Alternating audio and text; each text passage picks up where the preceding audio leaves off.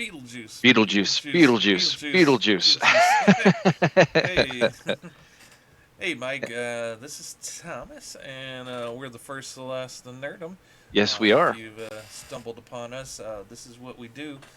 We have our grab bag, which is what you're watching now. We'll Yep. talk about several different news items, and we'll recommend a few things. We'll talk about something we found in the cringe corner this past week that was kind of interesting, and Yes. but yeah, there wasn't a lot of news, but there are a few little Oh, nuggets, little golden nuggets here and there that we could talk about. How are things with you, Mike? good, good. Yeah, yeah. Yeah, I'm Mike, and thanks for that good intro, Thomas. And I'll swing in here and do our usual plugging of the plugging for our show. We are up 44 subscribers, so thank you if you subscribe to our show. We really do appreciate that. Yep. And we also thank all the folks who like, comment, subscribe. We couldn't do it without you, but we sure it's sure been a long road, and we do appreciate the feedback. If you have any, we'd love to hear it. Always hoping for that. And yeah, we've got. Yeah, I agree with you. Like we're not covering everything that we could possibly cover because a lot of it is kind of longer in the tooth, or Hmm. other kind of trailing things that are going. Of course, we're in the middle of a WGA strike, which we kind of sort of covered. I don't really see us covering that too much because maybe if it's still around in a few weeks, maybe we'll do a deeper dive on it segment or something like that. I could see us doing it something like that. But yeah, yeah. Yeah, So yeah, to start yeah, off the week. and a lot of times, a lot of the news articles would be us just um beating a dead Wookiee, as in we would just be kind of re-saying our opinions like we have in the past, and I think a lot of the people out there that are current viewers kind of know where we align as far as what we like as far as definitely the Disney verse. And I see you made it without too much of a scuffle. We just got through a battle royale We did. discussion. Yep, on our podcast. If you haven't seen it, definitely check that out. We talk about the OG battle royale before the Fortnite battle royale. There was Battle Royale the movie, a Japanese movie that has a huge cult following.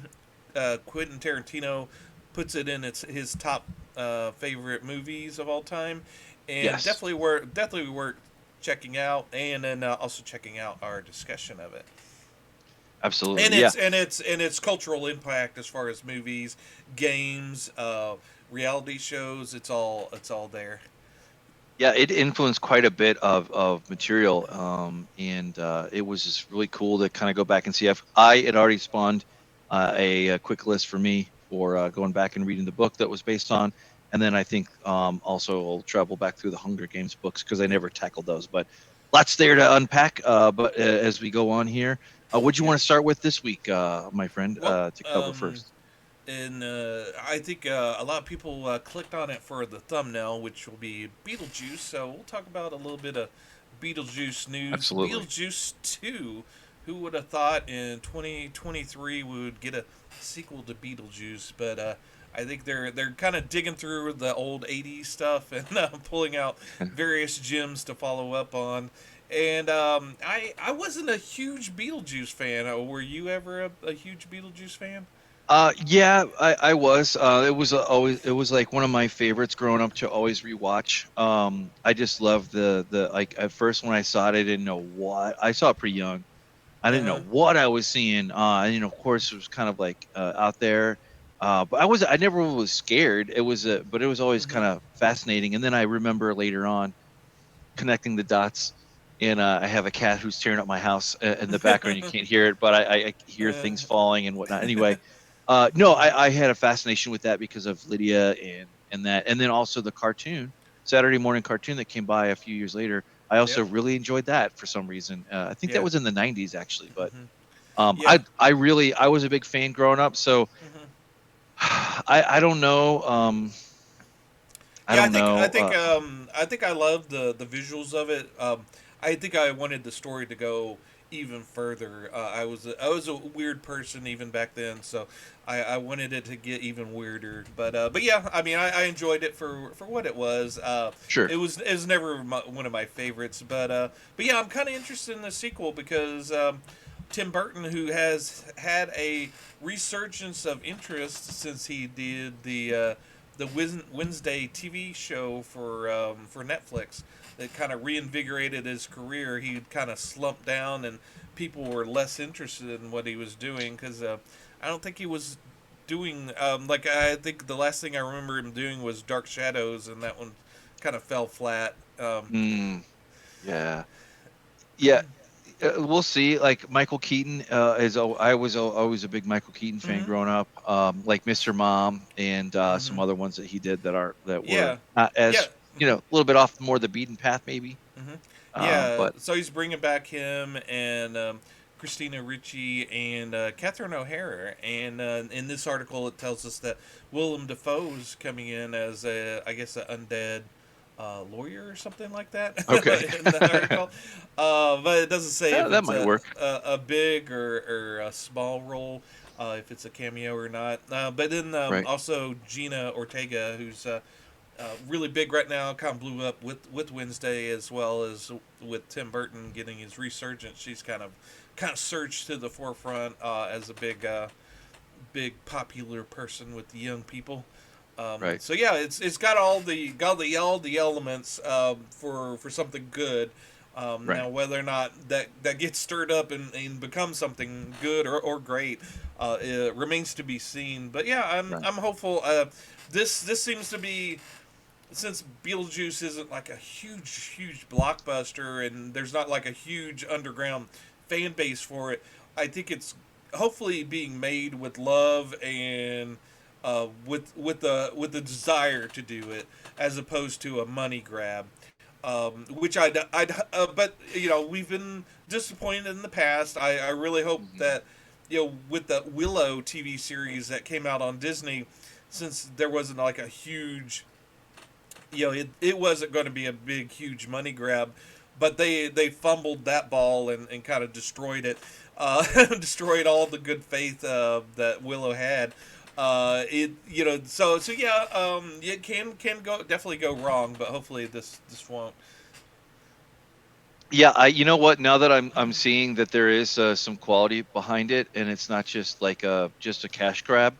That kind of makes me feel quite a bit more confident. And Hmm. maybe it'll be a good time. Let's hope so. But like, yeah, I mean, I can't. I guess I really can't complain.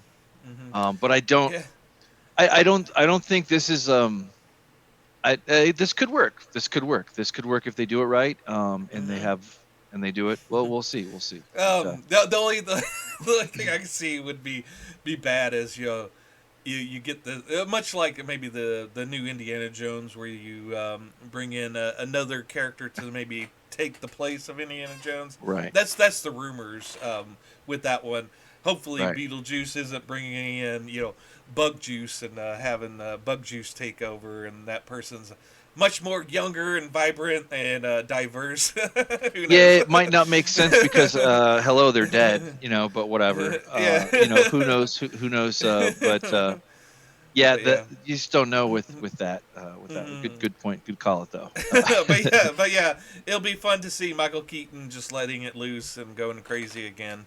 Because it seems like he's, obviously Tim Burton's having the resurgence with Wednesday, but Michael Keaton's career's got a resurgence for the past few Oh yeah. years, too. I don't know.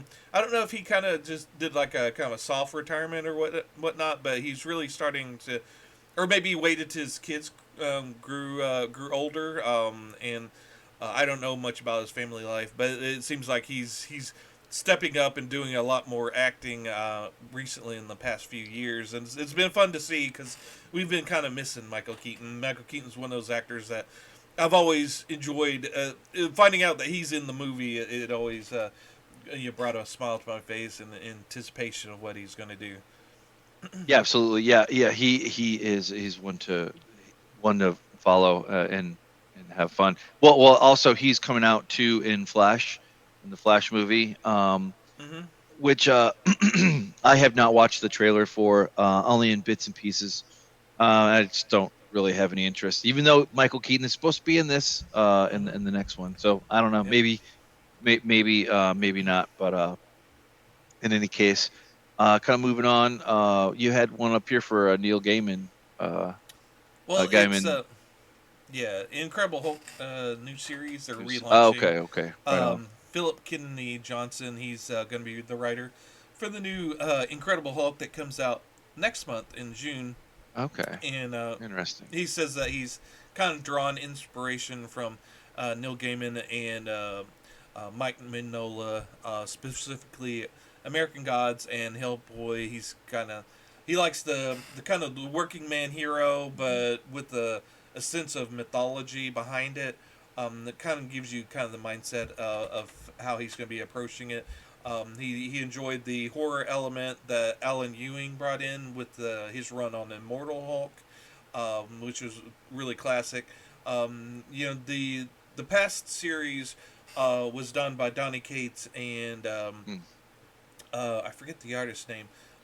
He's the artist for Invincible, but they did a run on it where it's more sci-fi with Hulk out in space with him Banner kind of controlling like a machine. Oh yeah, yeah, Yeah, yeah, yeah, yeah. Hmm. yeah. So Yeah, that storyline kind of wrapped up, and I think this is bringing him Hulk back down to earth and maybe getting back to the roots of the story. I'm right. hoping I'm hoping that what makes Hulk really good is yeah, Al Ewing did a great run with the horror part of it, but I really wanted to get back to the core of Hulk Banner and the struggle between the two, and also Classic. bringing back in those supporting characters. I want to see Betty Ross. I want to see Rick Jones. I want to see what they're doing. The supporting cast have always been definitely part of the story, and hopefully that and it's been kind of lacking the past few years. And I really want that to be beefed up and brought back. Yeah, bring back Doc Samson as well. Yeah, I've been hungry for original Hulk too.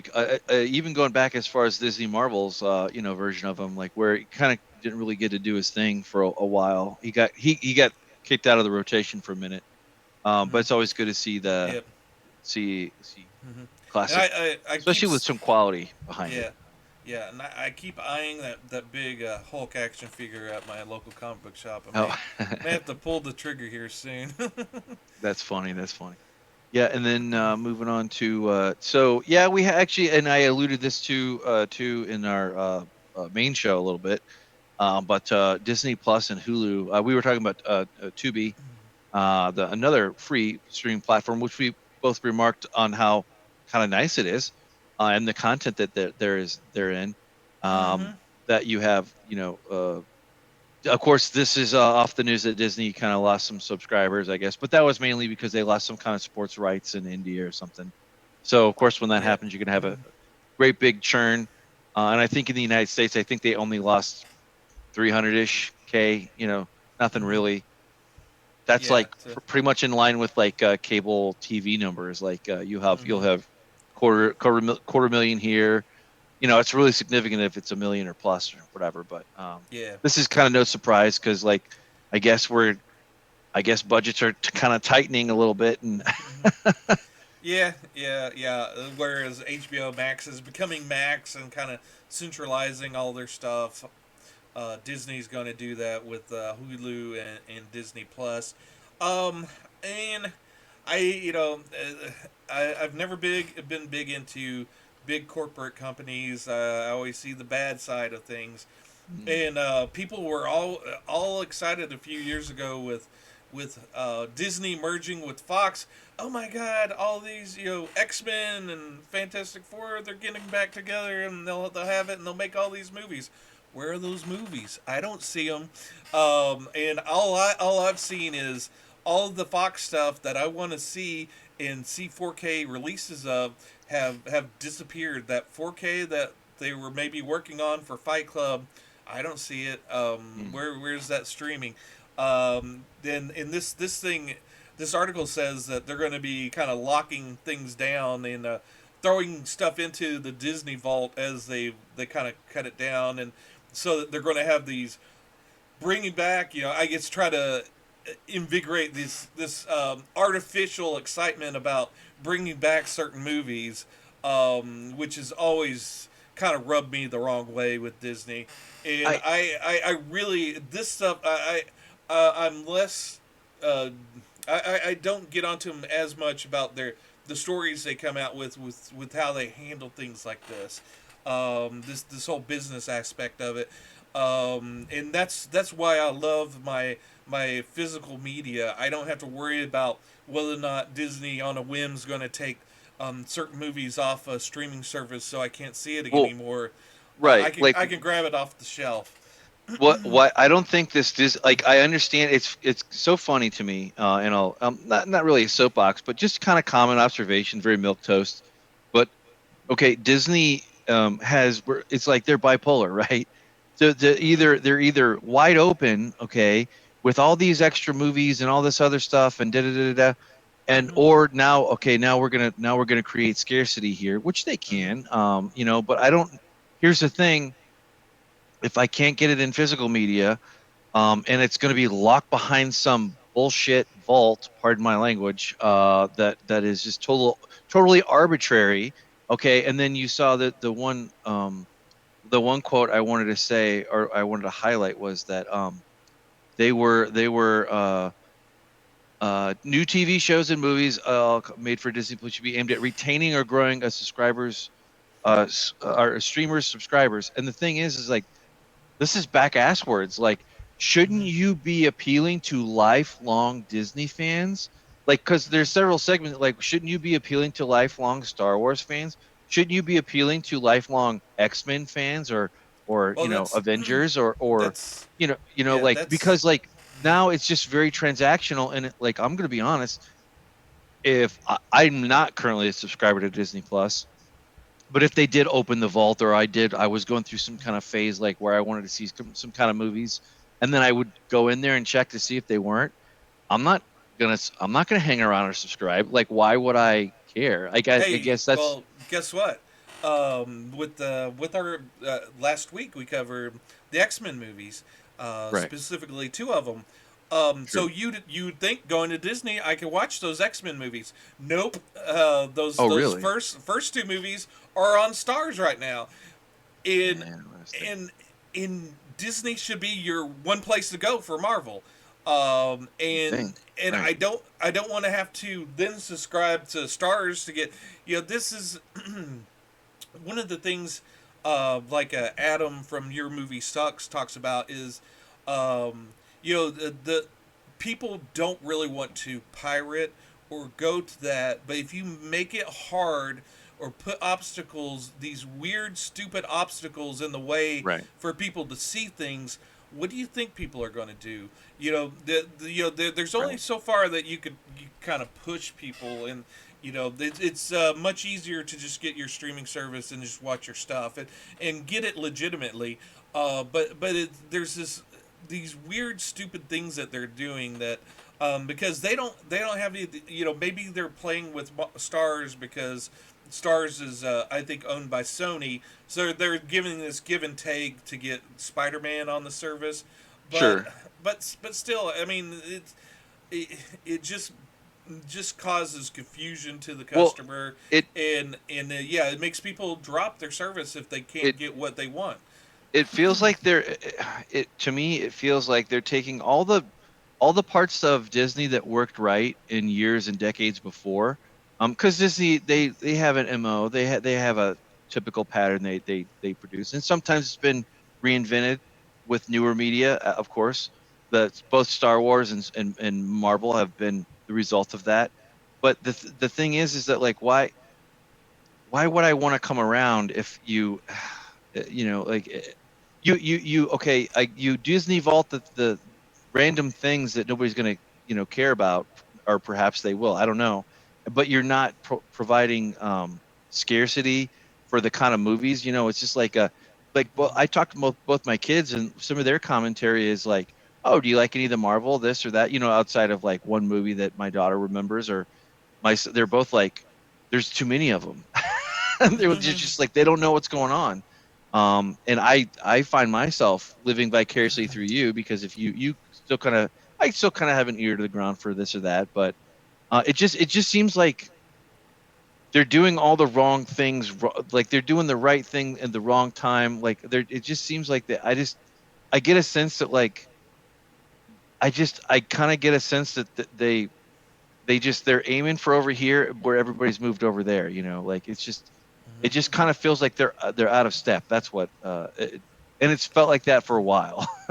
Whether that's true or not, I don't know. But like I don't know about this streaming thing. Like it's Mhm. doesn't seem that it's making Yeah. things better, to be honest. But No, no, um, to really kind of be, and it used to be that you'd get Netflix and that's all you needed, but now to maybe stay caught up with the various stuff. You tend to subscribe to various things, and that's just it's a little crazy.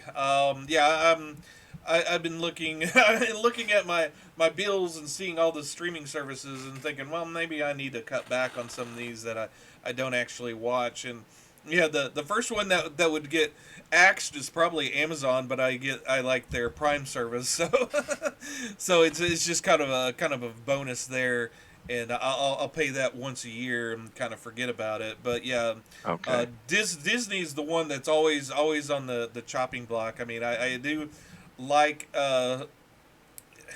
I don't even know if I even like the new shows. So yeah, the last Marvel movie I've seen is Doctor Strange, and the new Black Panther and Hmm. the new Ant Man. I think the Ant Man movie came out this week or last week. And it's there. I just haven't really had to the desire to actually watch it. And I still haven't Right. seen the Eternals. Um, I Oh, don't know if I ever will. the last Marvel show that I enjoyed was Moon Knight, and then before that Mm, it was What If season one, which nobody really liked, or people kind of were like meh on it, and I liked it. I would kind well, of there is going to be a season two, so there so was they say, but like I don't even know if it's gonna make the. I mean, maybe they already have it out for all I know, but if that's on the chopping well block, that with who the knows? animation does take a little time. So, and they don't like rushing things. So yeah, yeah. The things that I'm really engaged with right now Hmm. on streaming, I am watching Hulu. So yeah, they probably going to hook me in with that because I've been watching my I've termed this year for me the year of animation. So I'm almost finished with Full Metal Alchemist Brotherhood and Attack on Titan. I know the final episode still hasn't come out. That comes out later this year. So hopefully I'll get. Sure. I think I'm almost on the tail end of the fourth and final season. So I think I'll be caught up by the time it comes out. And I'm enjoying Cannibal series from Japan that I told you guys about in a past Good. grab bag. And then I'm watching. I finished the first season of Vinland Saga we talked about on one of our podcasts. Did you have you stuck with that, or have you Um, kind of I paused it? I've kind of paused on it a little bit, and I want to. I'll probably be watching it here in the next couple weekends, probably, Yeah. and getting caught back up because I do retain Netflix, no Uh huh. matter what. I always have Prime, and then I always Mhm. have that's just not necessarily for video, just because it's with it. YouTube, Mhm. obviously, and then uh, usually that's what on the other block is like Mhm. makes the cut usually, and sometimes it doesn't. Sometimes I'll go through periods of dropping it, but I haven't had Disney Plus on the rolls for a long time.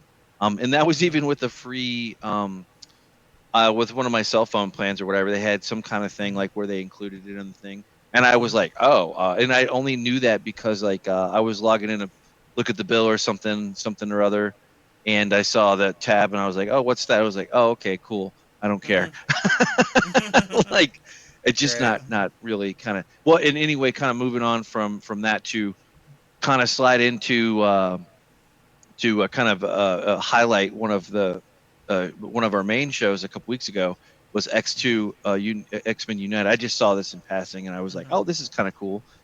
This came out Mhm. a couple weeks ago, but still rules 20 years later just kind of goes in and talks about how it worked, and kind of like here are the 5 points about X2. But it makes some good points. It just didn't. It got it. I think it was a very good swing, very successful swing to bring the X-Men to general audiences in general, and it worked for the most part. But I saw this and I just wanted to throw this in the rotation and comment on it. Always cool to see that. Yep. And remember, Uh, on Stars, not Disney Plus. yeah, and then yeah, right, exactly, right. And then the other one that I wanted to highlight was this. I kind of watched the trailer on this, and the only thing that like kind of gives me pause is like, okay, but where's the girl boss? Like where, like this looks very interesting to me. Like I think there's a trailer, a little small little thing. And I was like, I was trying to like, I was watching it, and it was interesting. But I kind of hold hold the distance here, and I kind of sort of care a little bit for the Marvels movie that's coming out in November, I think. You're like a Um, person with a baby with a dirty diaper. You may like it, but you don't want to yeah, get too close to it. right. Hey, cute baby, but hey, you're the parent. You go change your kid or whatever. But yeah, so like I guess what I'm trying to say is I want to like this, and I want to try to like be positive on it, but lately it just seems like there's a pattern that happens with these things, and then these other extraneous characters get introduced who don't amount to shit Well, I in the long run, and I just don't care. Gaiman, sure. Oh, uh-oh. Oh, I think Thomas is yeah, Thomas is gonna he's gonna drop and come back in while I filibuster. Yeah, I was just making this point. You know, oh, he'll come back here. But in the meantime, Secret Invasion. All right, here we go. Uh, Yep, you came right back in time. all right. Yeah. No. I wanted to say one last thing on this. I think we come from a time when um, people put false faith into certain properties and certain companies. Mm, Back in the day, um, it was a rarity that a property would be handled proper. Like say, a lot of times a superhero movie would be coming out. You go, oh, they'll probably do it a bad job. The movie companies do not understand certain properties, and it's a miracle. Say if you get a Batman. Michael Keaton Batman movie. That was like a big movie for the time because it got Batman right finally. And then you got trash movies like Captain America that came out that no one remembers back in the '80s or was it '90s I or several like Punisher movies that didn't really capture who the Punisher was. So it's true. we had a long history of movie companies not getting it right, and then Right. with the Marvel universe, cinematic universe, they started kind of listening to the fans and doing the right things, and everything kind of exploded. But we forgot that these are still just movie companies trying to get a buck. They don't care about if it's true to the fans or not. It's whatever they can do to get the money. So Right. the fact that that maybe what the fans want and what the movie companies want, when they diverge, it's not like there was never any buddy kind of going along. It was always about the Right. money. So yeah, Well, don't get it twisted that these movie companies are fans of the projects. They just want to make the money, and whatever makes it. That's how they're going to go with it. yeah, and what I had heard about the Victoria Alonso types that kind of help orchestrate this new Phase 4 kind of thing, like where essentially they just swap out the characters, hmm and whatnot, and that's a little bit deeper. I didn't want to really bring it up or like that's a little bit more too inside baseball for our hmm viewers and for what we do, but I hmm do think it's interesting to hear how they orchestrated this, and it's just like, dude, you guys didn't like think that you could like maybe pause the Avengers because obviously we have to do something with them significant. Why wouldn't you do that? And you call this out. You have the Fantastic Four, you have mutants, you have X-Men. You Mhm. can mix and match, and you can introduce these in any kind of way that you could ever imagine, and you can even do it in such a diverse and wide spectrum of things and people and places. There is just like, why are you not? Instead, you're Right. kind of doing this rotation of like, no, we're just Mhm. going to stay on the Avengers for a while, and then on top of that, here are the substitute ones that Mhm. Yep. Yeah, nobody's and gonna get down on it. Like I right. don't. That's so like that. This is unfortunately this is where I get excited when I see a Nick Fury or whatever. You know, when I kind of oh man, because like I remember even recent storylines where they had it wasn't necessarily, it was like a more modern take on Secret Wars, but you know there was a thing there with can't think of the name of them. They're like a body double or whatever, but and it has nothing to do with the Kree or whatever. It's just like, oh, Mhm.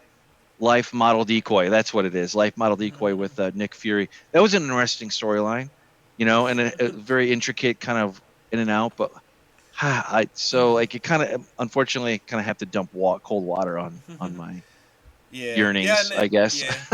Yeah. I've heard things where they don't want to call it X-Men. I'll give them that. You know, if they want to do, they've got several other titles that they Do could go mutants, by. do Inhumans, do whatever. It, You do could do like a call suplex it back into. X-Force. Well, yeah, I mean, you could suplex some mutants into Inhumans or whatever. I Mhm. mean, they're whatever. Mhm. I mean, I don't know. Yeah. Like what? Anyway, Mhm. this kind of also kind of although this is like way unfortunately, Doctor Who has been beyond my orbit for quite some time. I saw this and it made me happy. Like whether I'll actually see it, I don't, probably not, but it's good to always see David Tennant return as Doctor Who. Maybe we have some Doctor Who fans out there that will tune in. Maybe if this is good or I hear good things, maybe we can even pull this into it because I know that we both on the fringe or edge. I think we both like Doctor Who.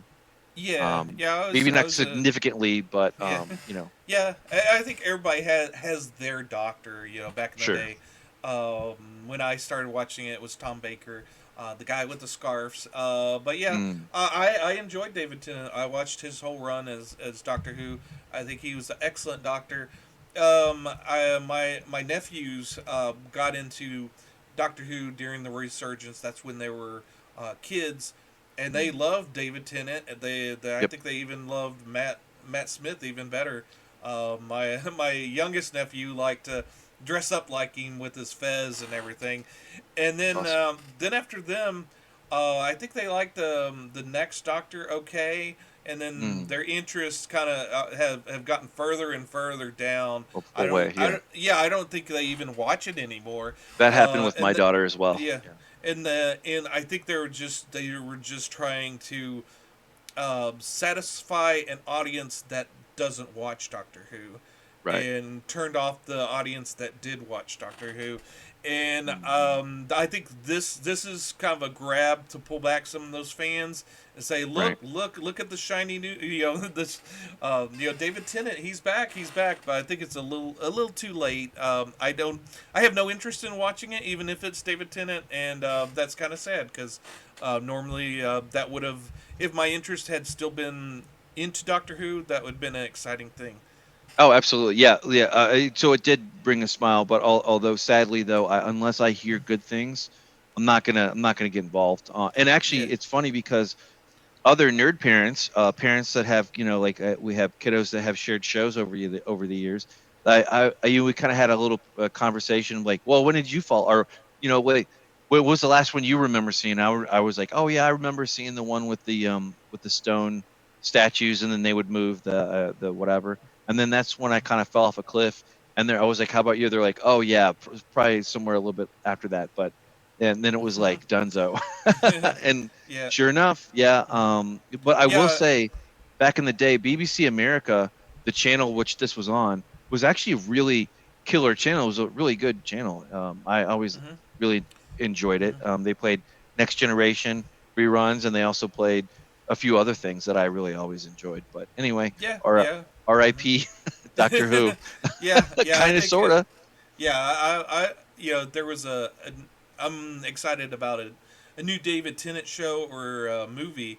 I'll be there for that. But David Tennant and Doctor Who right now, no, I'm less interested. I'd be cool to see like a new movie with David Tennant in it because I think he's a great actor and what he does in a role is always engaging and exciting. Right. Yeah, absolutely. Yeah. But you can't. It's kind of like nostalgia lane, I guess. Whatever. But Yeah. of course, then they had a resurgence too when they came to streaming here in America too, as well. Mm-hmm. But anyway, beating a dead horse here. I was gonna say, I just wanted to kind of. Oh, A did you dead. want to do the cringe corner? No, I was gonna say a dead TARDIS A dead, beating a. dead TARDIS. Yeah. Uh, Uh, I was just gonna cover this real quick, and then we could go to the mhm. cringe corner if that's cool. Yeah, yeah, that's fine. Unless we have any other news things we got to cover. Yeah, so you had recommended this channel, Comic Tropes, a while ago, Hmm. and I found myself watching some of his. One was the Weapon X one, Wolverine, but more importantly, this one I watched start to finish, and it kind of makes sense. It kind of echoes, it kind of goes back and says there with the New 52, and I just really enjoyed his takedown of it. Hmm. And that's kind of how I remember it too, because this is the most recent one that wrapped up with the Doomsday, 12 issue roll up there, with Doctor Hmm. Manhattan. And I'm not really giving anything away, but I just Hmm. thought this was a good video that he to highlight him. Hmm. And this Yep. has kind of been in my rotation. So, Yeah, and of yeah. course he makes other great takedown videos as well too. So great, Hmm. great content creator. So Hmm. then I think you had one you wanted to cover, which Yeah, the cringe corner. There's two YouTube celebrities, Wings of Redemption and Boogie 2099. They've kind of they reached their peak in YouTube land and Twitch, and they're kind of on the decline. And Keemstar had the brilliant idea of having them do a boxing match between the two, and as you can God, see, they're a little plus size like myself, so it was a highly anticipated bout. Wings of Redemption, that's Boogie. He was defeated by Wings of Redemption, and yeah, I heard that he kind of got knocked around quite a bit. This is on, as you can see there. Uh, they're a little big, but they could throw a punch. But Wings of sure. Redemption pulled out the win. So everybody's hoping this will be a redemption arc for the two of them, and yeah, it's interesting to see that even though Interesting. you're that big, you can get in there and slug it out with the best of them. Well, money makes people do strange things, doesn't it? Yeah, yeah. And of course, these guys are career guys, so of course they're Hmm. going to be doing this outlandish stuff. Yeah, Yeah. and it was. I think Who's who, I who's think the physically younger? Do you know? oh, Wings of Redemption. He's Oh, okay, that kind of makes Boogie. sense. Boogie's about my age. Oh, okay. Yeah, I don't think I don't think I would be in the ring with Wings or anyone else. But yeah, the big surprising thing was that these guys, because Boogie's in Arkansas like myself, and Wings is in I think Virginia. But yeah, it was a surprise that they got out of the house and actually went to. This took place in the UK. The I guess the biggest surprise was Wings, because Wings usually he'll promise to do something and Hmm, then eventually just kind of nope out. forget about it. Yeah, yeah, yeah. So yeah, the two of them have become lolcows. We've kind of introduced the concept here on our show when we talk about cringe corners. So they firmly fit into the cringe quarter, being lolcows, but everybody saw this as kind of a redemption for the both of them. The fact that Right. they both showed up was probably the biggest surprise, and then that they actually fought and did a surprising boxing match. Was kind of surprising. So maybe, and also Wings' cat had just died maybe 3 weeks prior to the boxing match, and which is very emotional That sucks. for Wings. So yeah, the fact that he even despite that he came.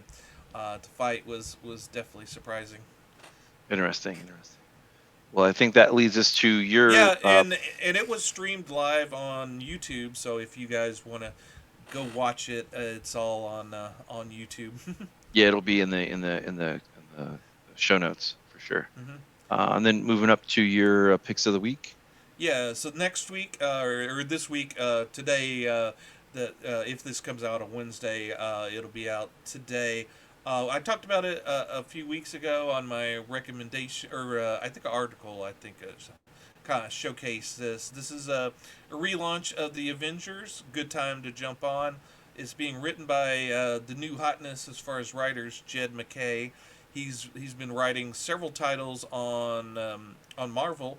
He's currently writing Doctor Strange and Moon Knight, and he's taking on the Avengers as well. So I'm very excited to see his take on the Avengers. He kind of tells kind of classic stories with Mm, interesting twists to them, and it looks like he's going back to the core characters that we all know and love. So I'm definitely looking forward to this. Picking it up. As far as last week, I recommended Amazing Spider-Man and the new Green Lantern. The Green Lantern was very good, and then okay. Amazing Spider-Man was a little disappointing. They Mm, were building this up for a big reveal, but all they revealed was kind of a minor thing that was kind of a question mark in my head. So everything else oh, I kind of man. figured out already. So yeah, kind of lukewarm on that. So yeah, just to follow up. Next week I'll try to follow up on my reactions to the I, I, Avengers once I read I, it. yeah, I think that was in line with some of the commentary that I remember reading from the thing of like kind of like and you called it out a little bit too. But anyway, moving on to the next one. Red Room. Interesting. Yep, for those horror fans Fisker. out that Yep. out Okay. this, yeah. Yeah, I was gonna If say Ed you're Fisker.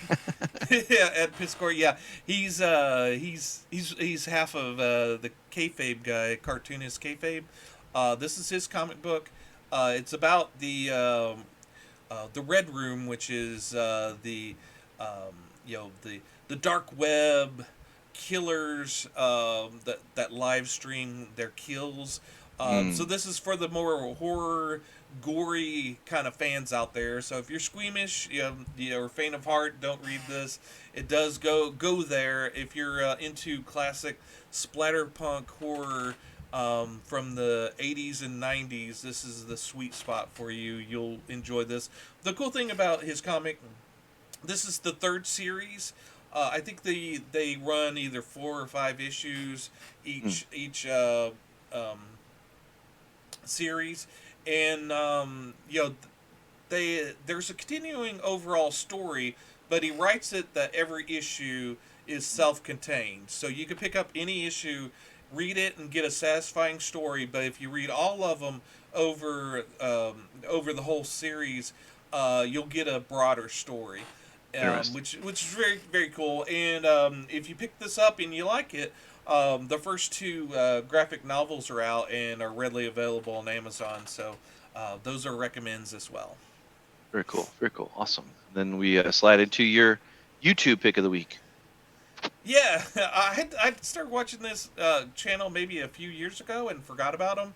Mm, And their newest video, N-Gage, was recommended to me, and I fell down the rabbit hole of catching back up with their stuff.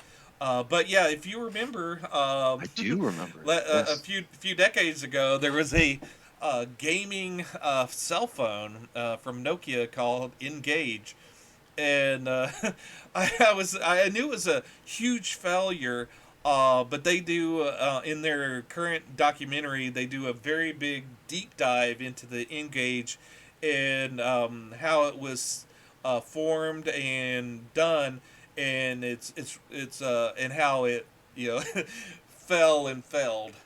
It's very entertaining, highly entertaining. They do really fun and interesting videos, and I always learned something a little bit more from it than what I had originally known about it. I love their deep dives into things, and That's awesome. they also have a series called "It's Just Bad," where they just they go go in a deep dive on really bad video games, Mm.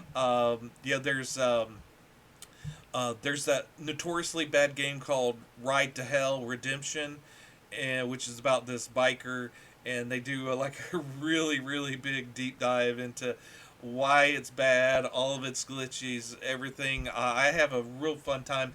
There's a forgotten Spider-Man PC game that's really bad. It was a point and click game.